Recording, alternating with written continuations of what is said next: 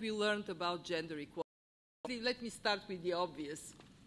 We learned that it actually takes the empathy of men for more doors to be opened to women, and the perseverance of women to knock and walk through these doors. Let me tell you my story. I joined the World Bank in 1993. I was invited first to give a talk at the bank. Math skills in all the fields of knowledge, the most difficult of circumstances to turn this around. I don't know whether there is any called Women, Business, and the Law. Since you're lawmakers, I strongly recommend it. It tells us who does well and who doesn't. For example, we know that in 59 countries, there are no laws to protect women against sexual harassment in the workplace. In 18 countries, husbands can legally prohibit women from working. And giving the stories is actually very helpful to you. The third lesson we learned is safety of women makes a huge difference. I was in Mumbai, in India. We have a project that supports rail services, and upon the request of actually our partners in Mumbai, we have women-only cars on the city rail. I traveled in one of these women-only cars in a second-class compartment, talked with the women, and they tell me, if we don't have that, we probably won't go to school, we probably won't go to work because we would be harassed. So thinking of safety and security of women actually makes a huge difference for them. And last but not least, if we want women to work, we have to make sure that there is child care. Women are going to be much more at ease if there are kindergartens and schools where their kids can go, and if their work life balance is arranged in a way that allows them to work. And by the way, we learned that men want exactly the same thing. When I was Vice President for Budget and Human Resources in the European Commission, we did a survey of the interest in childcare. And I thought it would be mostly the women that would respond. I was very wrong. Many of the men said, yes, we want it, because when you have flexible working arrangement, when you have childcare, I'm sorry, then families can balance life, work, and especially for women, that makes a huge, huge difference. So let me stop here with the following. We have seen an enormous change in our lifetimes on so many counts. Things that seemed impossible were impossible until they were done. And the same, I very strongly believe applies to gender equality. For many of us, it seemed like this is a good objective, but it would never, ever quite really 100% happen. And yet we have some countries on this planet, and I'm thinking of the Nordic countries, that have actually gone that far. And guess what? Countries when there is gender equality, there is also happiness. They rank very highly on the global happiness index. So if we want to live in wealthy, productive, and happy places, let's get it done. Thank you very much.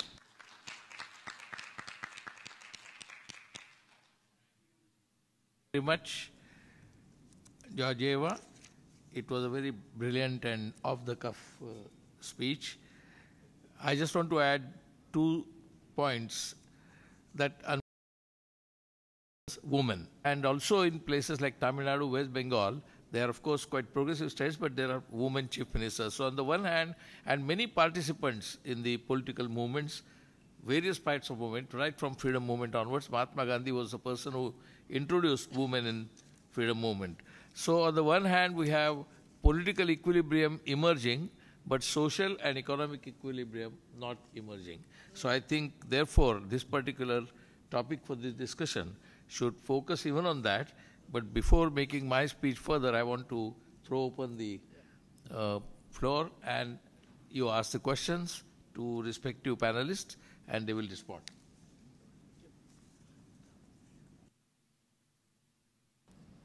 Malaysia. Can I? Yes, thank you.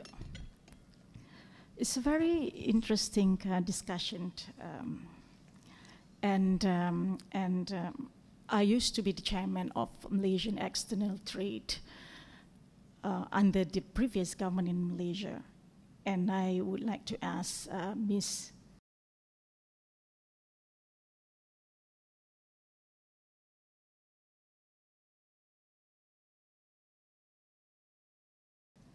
Nursanti about the Indonesia's experience in promoting digital initiative to encourage the women to participate online and to have owned enterprises in Indonesia. And another question that I would like to ask is, we know, like for example in Malaysia and even in Bangladesh, there's a lot of assistance being given to micro business owners. But when I was the chairperson of Malaysian External Trade, we, in Madrid, in short, it is called Madrid, we realized there are some obstacles for the ladies, for the women business owners, to go beyond the micro businesses owners, because if they want to go to mid-tier companies, to be part of the mid-tier company, or even want to go globally, they will have challenges in terms of funding. I'm just wondering if you can share with us here on how Indonesia is tackling these challenges, if you have any. I mean, there are a lot of assistance at the micro business side, but not at the mid-tier and global, and for them to go global, if you can share with them, because I envy on how Indonesia is helping out the women, especially in entrepreneurship. Thank you very much.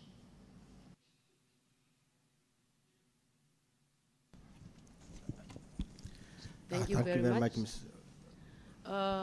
As I have mentioned earlier, actually, when we talk about the digital economy, the technology, digital technology, giving more advantages to the woman. And in Indonesia, more of the online business, you know, like production of the clothes and everything, SMEs, what I have mentioned earlier, is mostly owned by women. And there is such a law and regulation actually have given by the governments to help the women more actively participate in the economy, especially on the small and medium enterprises. And actually, it's not only encouraging more to participate in the economy, global economy, but also we, the governments, also have a laws in protecting them. As it was mentioned earlier by CEO of the World Bank, actually women's crimes against women. So we do have such of laws has already been issued in Indonesia, but when we are talking about the equality, the gender equality, there is a law already. It started from the Constitution in 1945. The opportunity is there, but honestly, in the implementation itself is not really implemented 100%. I was asking her just now in the IMF research, is there any country have an equal gender between woman and man? And she said no. So it's answering my wondering why in Indonesia itself, in the parliament, there is no speaker in our parliament is a woman. It's all men. The head of the commission is still men. So honestly, that's what happened. So we need to work more in the parliament itself, to pushing the governments as well as the to make the regulation is more giving the opportunities to a woman. Thank you.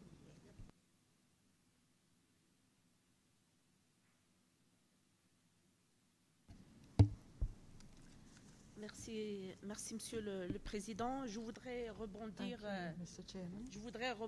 par rapport à l'intervention.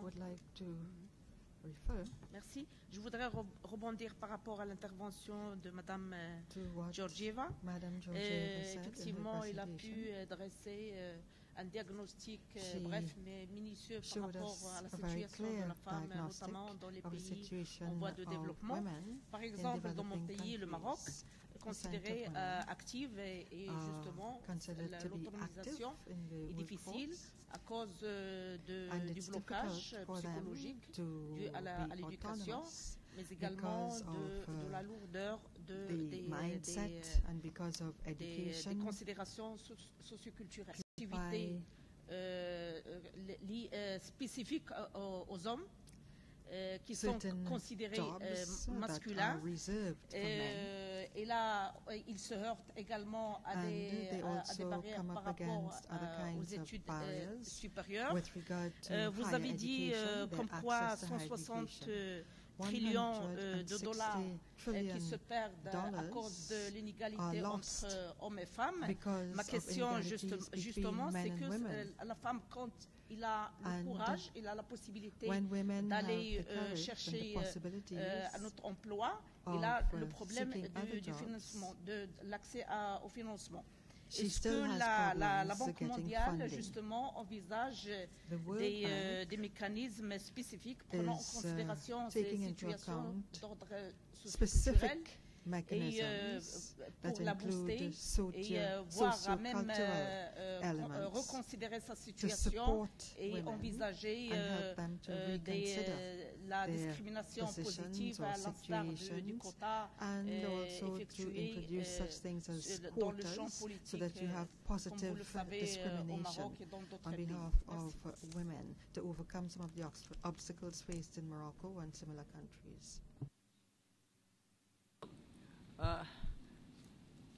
Merci pour votre question.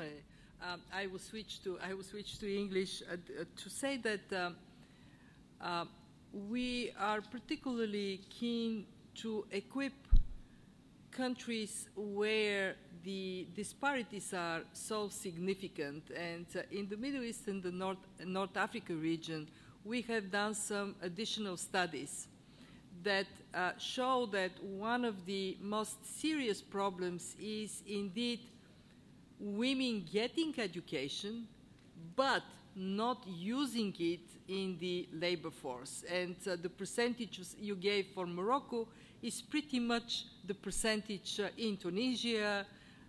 Well, it's a little higher in Egypt, but it is quite massive. So the argument we have made to many of the heads of states in the region is very simple.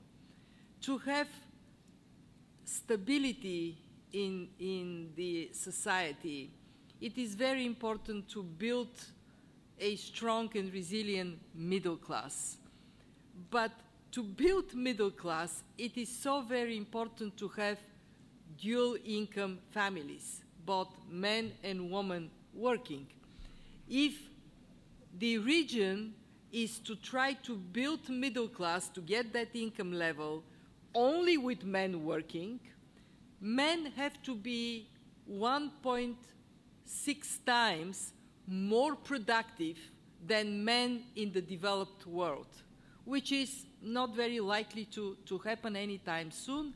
So it is simply the rational objective of stable and secure society that gives the argument for women, especially when they already have the education, to be able to use it. And we actually found that in some countries, we are at the point when more women graduate from university, but only half of those who graduate step into using their degrees. So our determination is to work with countries on that rationale. You want stability and security, you want societies to prosper. please make sure that we eliminate obstacles. And the good news is that since we have engaged very much on this issue of law and inclusion, progress towards gender equality, in the Middle East and North Africa, basically 1/3 of the countries have made reforms in that direction just this last year. And I would be, if you are interested, we can send you more information specifically on Morocco, what has been done there. You made a very, very important point on the role of quotas. This is a hotly debated issue, and very often the debate is, oh, you know, quotas, this is artificial, we shouldn't do it. But if we don't do it, if we don't have quotas to push gender equality, it would take us maybe in a natural way, it would take us maybe 100, 150 years to get there. So we concluded at the bank that quotas are important. We ourselves gave this target gender parity in senior management, and it helps. When you are determined, then you pursue this, and then it changes. Even when you have quotas, like Indonesia has target. If I remember correctly, 1/3 of the people on the list for parliament have to be women, but only 20% are women in the parliament. Even when you have it, it is difficult. So I wholeheartedly believe that we have to use some positive discrimination until we get at least in the vicinity of equality. And I see that MP Ketkar nodded, so good. There seems to be, I don't see anybody saying no, no, no in this room, so you seem to be on the right track. Well, unfortunately, not much time is left. I can take, I think, Mr. Jeremy will take over the question answer. Mr. Jeremy, there's some change? No, it's okay. Mr. Jeremy will take over? Yeah. The suggestion is that you take over the next session of question answers. 4 minutes. 15 more minutes. Okay, time has been expended rather than the printed time. Printed time was at 4 o'clock. So 15 more minutes and we'll take the questions. Yes? And after this. Thank you. I just have one question for the Madam CEO, Ms. Georgieva. Specifically on the, it says here that the, let me just quote the sentence here. The IMF research shows that closing gender gaps will result in greater stability, blah, blah, blah. In short, that there is a research done by IMF that's resulting in a greater stability and a positive fiscal and budgetary impact on client countries, IMF client countries. The raising female labor force participation rates to male levels could boost GDP by 5% in the US, 9% in Japan, and 27% in India. My question is, what was the specific driver derived from that research that as a result you came out with those numbers? Thank you.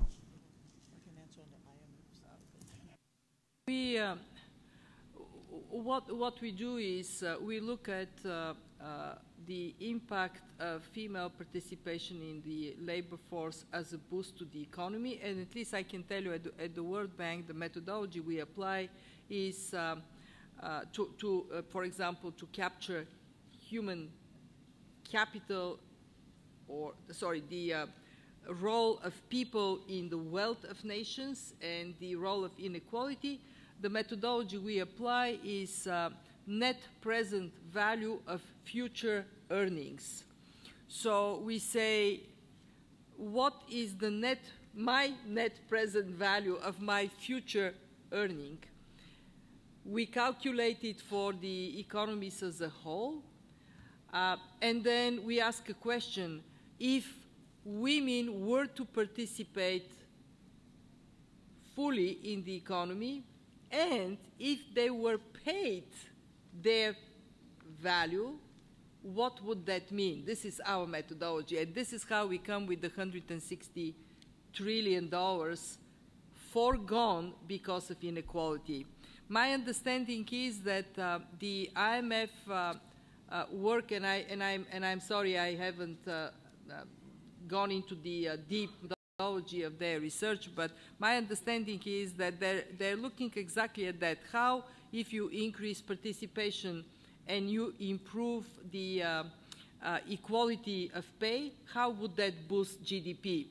Why is that important? Because, of course, if women are paid equal to men, they have more purchasing power, there is more consumption in the country, the economy operates on a higher, at a higher rate. Details on specifically how the IMF did it. But if I can do... I think Kristalina already sort of described the basic methodology. We focus on both female labor force participation, but also wage gaps as well. So depending, the numbers I had given earlier, because I had given some of our recent country-specific numbers, are either wage gaps or labor force gaps or both. The one thing I wanted to mention, and again, we can go in this area, and the database on legal restrictions in particular, the bank has a database that we rely on quite heavily for a lot of our analysis. One point I wanted to just make, and I mentioned this, all of these calculations, both we and the bank, assume that women and men were equal substitutes. So if you substituted, brought women into the workforce, it would be similar to bringing men. And this research coming out tomorrow shows that you actually get bigger bang from the buck, diversity benefits in terms of how they think, men and women. Anyway, that paper... All three questions will be answered. So one, 2, and 3. One okay. here. Thank you very much, Mr. Chairman. Mr. Chairman, I want to ask World Bank and IMF. It's true we have laws which talks about women in politics, a third. In employment, you need to have very many. But the percentage you are talking about is about 5%. She will pay back more than a man. Men tend to take risks, but women fear risks. Again, World Bank and IMF has talked about the disabled. There's something criteria. Some countries give a tax exemption for those employing the disabled. Now, I want to find out this. What is a lot of money in the IMF and World Bank can team up with banks and say, these local banks or international banks, and say, of all the profits you have made, or 10% at zero into, because it is possible if you partner banks and the government. So I want to find out what World Bank is doing to help the 95 plus who are not covered by politics. To that, let me just take 3 examples.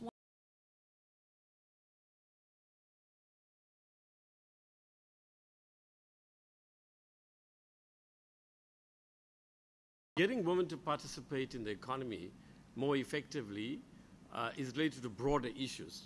Structural, historical, cultural, religion is used. It's used by men mainly to rationalize the inferiorization of women. All of these things have to be addressed. But when you say we are MPs, we should pass laws, take my own country, South Africa. We have an Equality Commission. We have the Gender Commission. We have the Human Rights Commission. We have labor laws that don't allow you to discriminate. We have affirmative action. And we have a whole plethora of other policies and rules. In fact, in the ANC, it's required of us that 50% of our candidates to parliament have to be women. Other parties don't have that, but overall it still remains true that the number of women representatives in our country is very high compared to other countries. In the government, our cabinet hovers between 44 and 48% women. So women are in very powerful positions. Our speakers, for the last, I think, 15 years, our speakers and deputy speakers have been women. So still, you know, in practice, women are not being paid the same wages as men are. So what I'm saying is that this is a long haul. And it's not enough that we pass laws. We need to work with civil society, the trade union movement, and so on. And finally, I think in some senses, it's not just gender, it's also ethnicity and race. So in other words, when we call for women to get the same wages, it's also true that people who come from a particular religious background in some countries or an ethnic background in some countries, they don't get what women of other ethnic groups and other religions might. And finally, now that we're in the world of artificial intelligence and robots, hopefully the robots that are going to take over many of the jobs will be female, have female voices, and wreak revenge on us as men.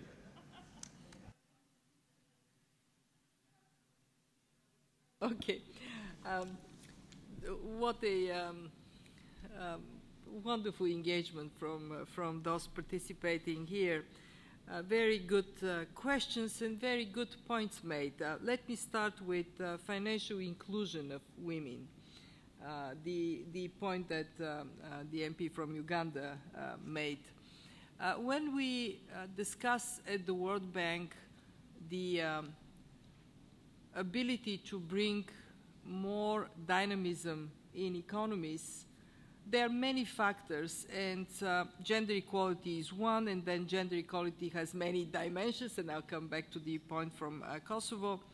But one of the key dimensions of inequality is lack of property rights, access to land, and of course access to finance. So we have been working quite intensively on addressing this issue of inability to access finance, and of course we now have all the data to show that women are very reliable. When they borrow, 98% they pay back. So what we do in that regard is a combination of measures that includes property rights, very important, what are the laws in the country and how much these laws are respected, but also how we can create in the world of new technology and digital connectivity of women business goals, and then I can scale up massively. So comes the second woman entrepreneur. She talks, she finished, and I didn't ask the question, what would you need? And kind of she turns to the interpreter, whispers in his ear. He looks at me and says, you didn't ask her the question. And of course the question is, what more can you do and what would you need? And the amounts we are talking about are relatively small, but the creativity, the determination was so impactful. So I went back to my colleagues and I said, I want to see in any program from now on that is about women entrepreneurs, for you to have phase 1, and then upon success, phase 2, and upon success, phase 3, so we can actually scale up massively. So a lot to be done. We do believe that the 3 legs, think about women entrepreneurs, the 3 legs are property rights, identity, digital and legal identity, and of course access to finance, especially digital financial inclusion. Turn the funds of women into banks. A lot that we can do more in that regard. And actually, let me go to the point from Kosovo on women, business, and the law. You're absolutely right. This is a report that is about laws on the books. It is not a report about how the laws on the books are implemented. And we are working in many countries with partners on how the laws on the books are implemented. Obviously, I am fully aware that in Kosovo, frankly, not only in Kosovo, we are from the same neighborhood, in the whole neighborhood, there is a bit of disconnect between laws on the books and how they're implemented. So we have to work. And the MP from South Africa said it so well. It is a long haul. We have to just persevere, move forward. And we also need to recognize that discrimination is not only on the basis of gender. You're absolutely right about that. Why we are taking the issue of gender discrimination as one very big block? Because here is something that one, because women are more than half of the people on this planet, right? But also because what we have to recognize is that women, by and large, tend to be less aggressive in pursuing their rights. It's just a matter of fact. Take me, every single time I would be offered to step up professionally, I would go home and I would say to my family, oh, I don't know, am I the right person? And actually, I had recently a case, again, life teaches us good lessons. I was interviewing a man and a woman. They both had half of the requirements for the job entirely, and for the other half kind of almost there, but not quite. And so I'm going through the interview, and here is what happened. The woman says, well, I don't know, I only meet half of the requirement, right? The man says, I meet entire half of the requirements so really brilliantly well, and in addition, I'm offering you my fabulous personality. I'm the best person for the job. It's so in a way, we need that on gender equality. We need to recognize that it is not going to come just by waiting for women to, hit the table and ask for their rights. We need to have that kind of discussion and pushing it forward. And as for the robots, the female robots that you projected, here is actually a fun fact on that. In the Middle East, we now have, as a result of automation, women that are operating equipment at the ports that is basically loading and unloading equipment. So work that used to be done only by strong men is now being done by women behind computers that are moving the containers back and forth. So hey, automation may be gender neutral, yes. Yeah, just quick. Yeah, maybe just to add, I think Kristalina's covered the waterfront on all of these issues, but just to add, the point on mobile money and just on the financial inclusion is so critical. I mean, just mobile digital services. The numbers are astounding in terms of some of the gaps that we've seen in some of our studies, like over 70% of small businesses owned by women are underserved globally. And one could go through all these numbers. What we're finding makes a big difference is the easier access. Fintech is sort of a word that we hear, and people get nervous because it's a bit crazy, but it's also been, in some countries, quite instrumental in terms of reducing, to some extent, and in some cases, a large extent, that gap. I wanted to say also quickly on the issues of implementation. Yes, it's a long haul, but we're, I think, sort of optimistic that if we continue the efforts, right now the conversation is going on around these issues. As Kristalina said, my own institution, this is not something we talked about. Ministers of finance barely ever talked about gender. Gender used to be the human rights issue. It used to be left to the gender ministry. It used to be this thing that was very far removed. Right now, I think the economic case is being made. People are finally getting it. They don't immediately necessarily take the action, but you can already see the needle is beginning to move. So at least I'm a bit more optimistic in terms of the fact that that conversation on the economics is happening now more than ever before. On the issue, someone mentioned the point about this being sort of cultural in terms of some of the barriers, and that is totally true. But I just want to emphasize that it's hard to overstate how much of a difference even small things can make. So the cultural, those things will take much longer time to change, but our experience in a lot of countries, basic things like making childcare available, making parental leave available, getting rid of discriminatory tax policies that in many advanced economies just discourage women from participating.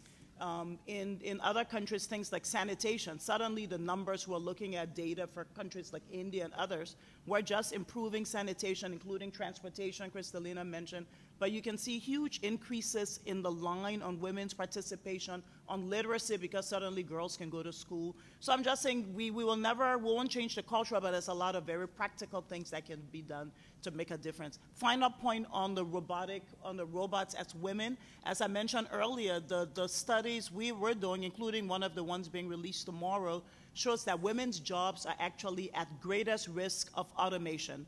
We tend to disproportionately, in most countries, advanced economies, EMDEs, we do disproportionately the work that robots are taking over. And in a decade to 2 decades, that's going to be a big issue. So there's a lot of things even today that policymakers can begin doing. Again, it's about skills upgrading, it's about lifelong learning, it's about getting women out of those kinds of jobs and into more of the sort of jobs that will be able to compete with the robots, men or women of the future. Well, actually, I close this session and with just one small remark of Mahatma Gandhi, whose 150th birth anniversary we are celebrating in India. He said, unless all men become, I'm re-paraphrasing, unless all men become feminists, the gender discrimination will not go. Yes. So it is a responsibility of the men, mainly. Thank you.